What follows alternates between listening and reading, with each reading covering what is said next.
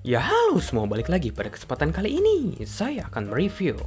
Ini dia Iwan DA 9038 SG3 ya. Yang saya punya yang versi Susumu S3000. Sebelum kita mulai, seperti biasa, video ini nggak ada yang mensponsorin. Dengan kata lain, ini dibeli dengan uang saya sendiri dan merupakan opini pribadi saya terhadap barang ini. Yuk kita mulai. Si Susumu nih ya. Ini saya lihat-lihat di luar negeri lumayan hype sih. Ada satu reviewer nih yang saya lihat katanya ini better versus Vio M15. Di videonya saya lihat lagi ada yang komen katanya, diadu versus DX220 1112 ya, masa iya sih? Ya, yuk kita mulai satu-satu. Dari packagingnya dulu, dapatnya apa aja? Dapat ini ya. Nih, ada ya salah satu nitpicking lagi lah, boleh lah. Nih, ini dusnya nggak ada informasi sama sekali. Si 9038 SG3 ini ada 2 varian dan juga ada lagi subvariannya. Ya, nih lihat dulu. Si bentuknya tuh begini ya, ada tulisannya cuman gini ya. Ini lumayan lah dikasih segel ya. Yang bikin sedikit ya ada gimana ya, yang bikin sedikit kurang srek tuh apa? Pertama, 9038 SG3 dia ada 2 varian. Variannya yang pakai kapasitor Susumu dan juga yang kapasitor biasa, ya Geo kalau nggak salah kapasitornya dia. Di dalamnya lagi, yang si varian Susumu ada lagi subvariannya. Dia ada 2 jenis ya. Kalau bisa fokus, iya. Dia ada S2000, ada S3000 ya. Bedainnya yang Susumu sama non Susumu apa? Tuh, di yang Susumu ada underline garis 3 di bawahnya. Yang bukan Susumu nggak ada. Terus cara bedainnya yang S2000 dan S3000 gimana? Nih ya, ini yang konyol sih sebenarnya. Menurut saya sendiri sih pribadi ini konyol.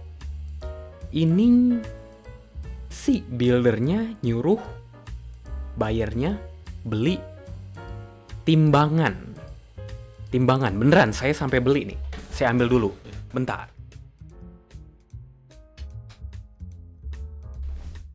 Nih, saya sampai beli nih timbangan. Ya, sambil main timbangan ya, bentar saya buka dulu timbangannya.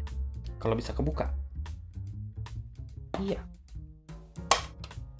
Oke. Nih, kita langsung sambil dipraktekin.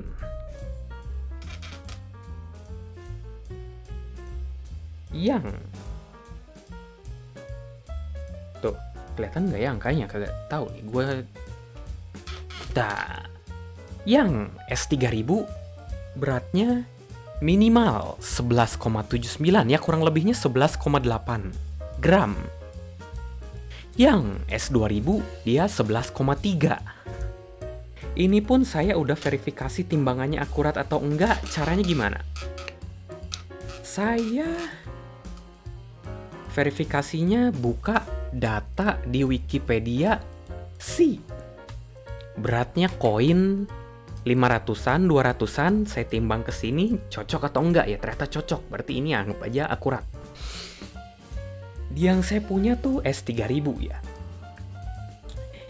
Ini juga yang ya saya baru lihat sih, emang kemarin baru banget di update ya. Si grup Discordnya.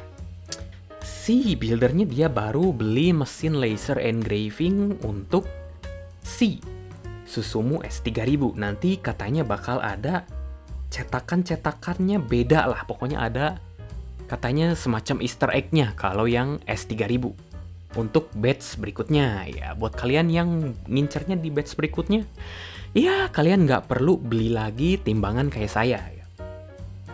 Nitpicking lagi nih, awal-awal keluarin dulu lah yang jelek-jeleknya. Jeleknya apa? Saya ini karena seperti biasa Kang Defect, saya buka 2 dus. Saya beli 2 ya, satunya ditukerin jadinya. Nih, yang ini tuh yang bikin saya agak sedikit trigger tuh build-nya. Iya tuh, nih nggak rapi. Nanti saya kalau masih nyimpan fotonya, saya kasih gambarnya yang unit kedua dan unit ke-1. Yang unit ke-1 di sininya dia ada bocel, bopak, pecah ya, ada dent ya. Dan juga di sininya si jack 2.5-nya dia miring ya. Jadi jacknya tuh nggak lurus gini tapi jadinya begini ya.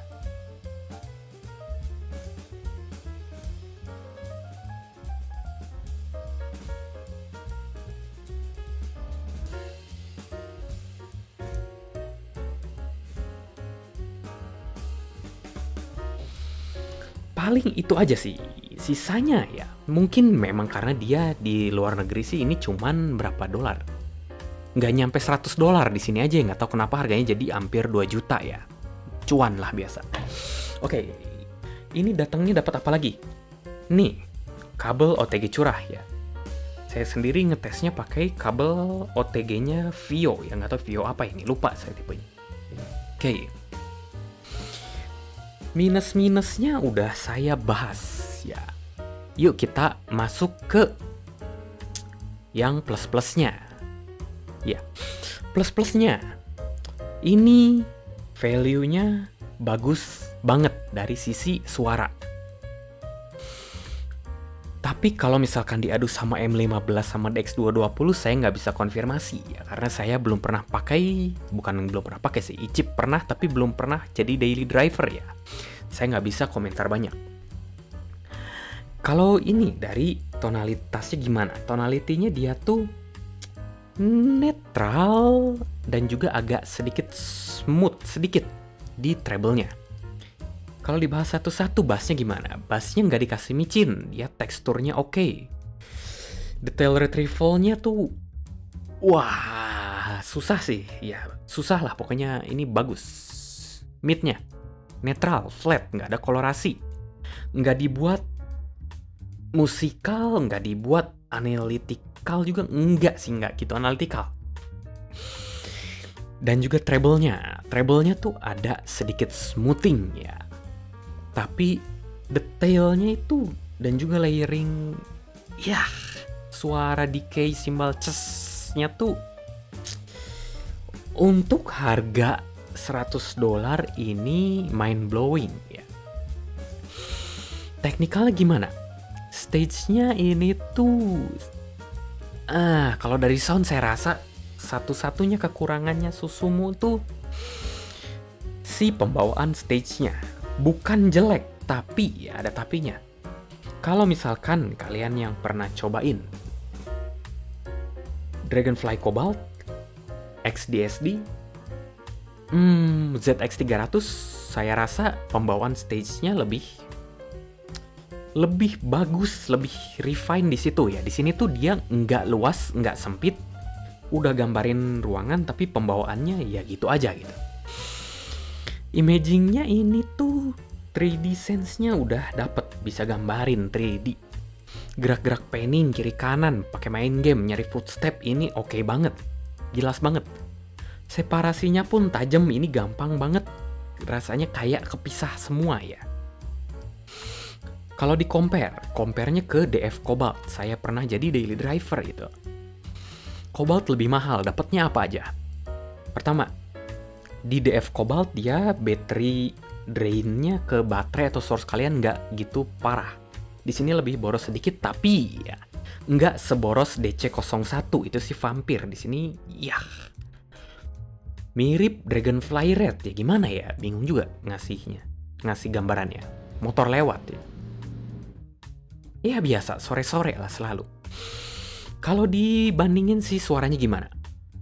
Si Cobalt dia si pembawaan audio stagingnya tuh lebih megah, ada kesan wahnya. Minusnya, di Cobalt saya rasa detail retrieval-nya nggak sebagus ini. Versus M11, pernah jadi daily driver juga. Tonalnya di sini agak mirip ya, saya rasa lebih smooth di sini. Kalau secara teknikal saya pick Susumu.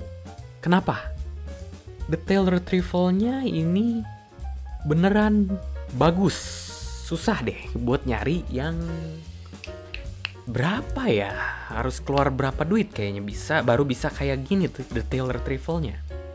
Separasi pun dia lebih tajam di sini. Jangankan ya nggak usah jauh-jauh lah, saya pun iseng-iseng ngeliat baca-baca di grup Discord-nya tuh yang user M11 dia beli ini M11-nya dijual, atau ada lagi beberapa orang M11-nya cuman jadi transport doang. Jadi source-nya M11 colokin ini ya gimana ya udahlah, mungkin emang bagus ini kali ya, nggak tahu juga sih. Menurut saya sih iya ya. In my opinion itu juga. Dan juga ini ya ada lagi sih nitpicking lagi lah, sedikit nitpicking ini buat dapetin update firmware-nya harus gabung grup Discord-nya. Dan juga cara untuk update firmware-nya nggak segampang kayak brand-brand yang udah ternama lah, beda lah pokoknya. Di sini masih agak gitulah. Apalagi ya, ada aplikasinya juga, aplikasi buat kontrol, buat setting. Ini tuh saya kira gratis, ternyata berbayar 150.000. Kalau di aplikasi gratisnya mungkin nanti saya kasih screenshot aja di sini ya. Anggap aja ada screenshot aplikasinya di sini.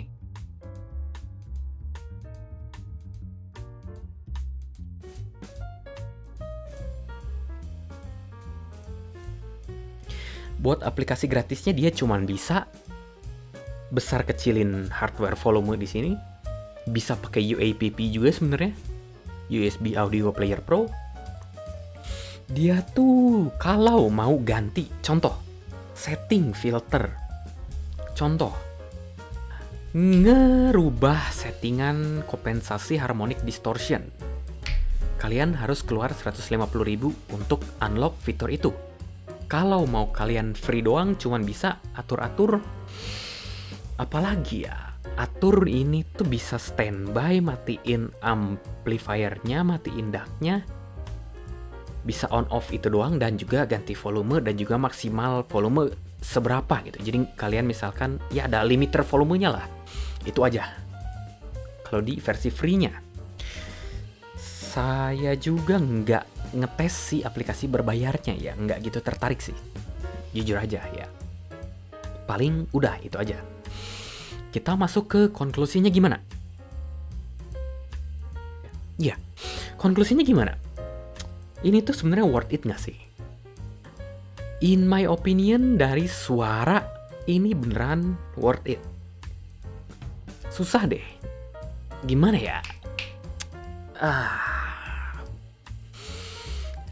Kalau misalkan punya dana atau ya ada spare dana lah misalkan ya, kalian pengen jajan audio, cobain aja ke ini deh. Saya rasa nggak bakal nyesel ya. Untuk sound quality-nya menurut saya sih ini nggak usah diraguin lah. Paling ya kalau misalkan kalian bukan Kang Defect ya aman, nggak akan dapet kayak saya ini bocel, nggak rapi, ininya juga chipping, ininya miring ya enggak lah. Mungkin kalau kalian aman ya, kalau saya sih ya udah bawaan lahir di Kang Defect ya. Dan juga mungkin kalau kalian yang nggak pengen beli timbangan ya, nggak mau beli timbangan untuk nyari tahu ini S2000, S3000, mungkin tunggu aja batch-nya yang di 2021 deh. Mungkin udah dikasih laser engrave ya, udah di laser di bodinya. Jadi udah jelas ini S2000 atau S3000-nya ya, nggak bakal ketukar-tukar lagi ya. Ini jujur aja sebenarnya agak serem ya, gimana ya? Ada yang kejadian tuh kayaknya ketukar kirim atau gimana sih, nggak ngerti juga di grup Discord-nya. Dia beli S2000, dikirim ditimbang beratnya S3000 ya, hoki aja kali ya, nggak tahu juga lah. Atau emang dalamnya dimasukin batu biar berat ya, nggak tahu lah. Oke, paling itu aja review kali ini ya. Apabila dirasa membantu atau buat isi-isi waktu aja, boleh lah like dan juga subscribe tentunya ya. Ini juga kalau buat kalian yang notice audionya agak sedikit berubah, saya baru ganti mikrofonnya ya. Semoga aja audionya bagus. Ini baru tes video pertama yang ganti mikrofon ini. Ya, seperti biasa, kita masih di masa-masa pandemi ya. Jaga kesehatan kalian. Ya. Jangan lupa makan, minum, ya. Tidur yang cukup, jangan begadang ya. Mandi supaya tidak bau dan juga olahraga ya. Kalau bisa sih di rumah aja olahraganya ya. Karena di seberang rumah saya ada yang positif ya, serem juga ya. Dah, curhat dulu jadinya. Oke, sekian dari saya. Bye-bye. Ciao.